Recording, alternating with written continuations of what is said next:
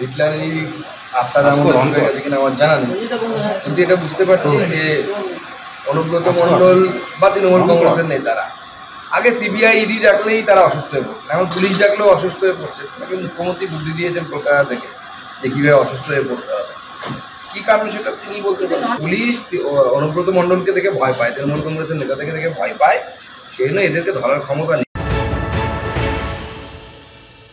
রাজ্যের পুলিশ মন্ত্রী তিনি কিন্তু এ বিষয়ে একটি মন্তব্য করেননি। পুলিশ মন্ত্রীর এই নীরবতা হচ্ছে সম্মতির লক্ষণ যে অনুব্রত যা করেছে তার মধ্যে আপত্তির কিছু নেই, এবং পুলিশকে খানিকটা মুখ রক্ষার্থে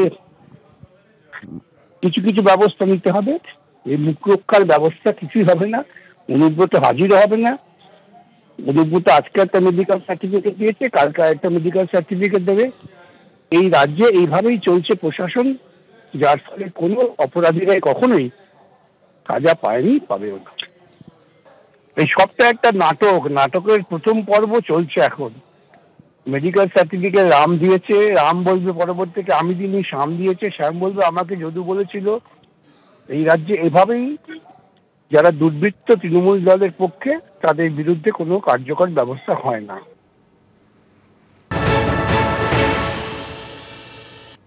মেডিকেল সার্টিফিকেটটা কোনো ডাক্তারই তো দেন, আমি তো জানি না ডাক্তার ছাড়া অন্য কেউ দেন কি না। আর ডাক্তারই দিয়েছেন বলেই আমরা জানি যে এটা তো সম্পূর্ণ প্রশাসনিক বিষয় এবং আইনি বিষয়। ওনার কাছে কোন ডাক্তারবাবু কী সার্টিফিকেট দিয়েছেন এগুলো আমাদের পক্ষে এত ডিটেল এখানে বসে জানা সম্ভব না। ফলে এই মুহূর্তে বিস্তারিত খোঁজখবর না নিয়ে কোনো মন্তব্য করাটা ঠিক হবে না। আইসিকে কদর্য ভাষায় হুমকি দিয়েছিলেন অনুব্রত মণ্ডল, তার অডিও একেবারে ভাইরাল হয়েছে, জানিয়ে বিতর্ক তুঙ্গে পৌঁছেছে। আর তারপরেও ধরা ছোঁয়ার বাইরে অনুব্রত মণ্ডল পার্টি অফিসে যাচ্ছেন, আর হাজিরা দিতে বললেই অসুস্থ তিনি, এবং তার যে মেডিকেল সার্টিফিকেট ইতিমধ্যেই জমা দেওয়া হয়েছে তা নিয়েও বিতর্কের সৃষ্টি হয়েছে। পুলিশকে শাসানিতে তৃণমূলের আবার সেই এক যাত্রায় পৃথক ফল। কেন বলছি কথা? কারণ আইসিকে হুমকির ভিডিও যে ভাইরাল হয়েছিল টিএমসিপি সভাপতি বিক্রমজিৎ সাউয়ের, তার ক্ষেত্রে ব্যবস্থা নেওয়া হয়েছে, কিন্তু অনুব্রত মণ্ডলের ক্ষেত্রে কেন কোনো ব্যবস্থা নেই, এই প্রশ্নটা উঠছে।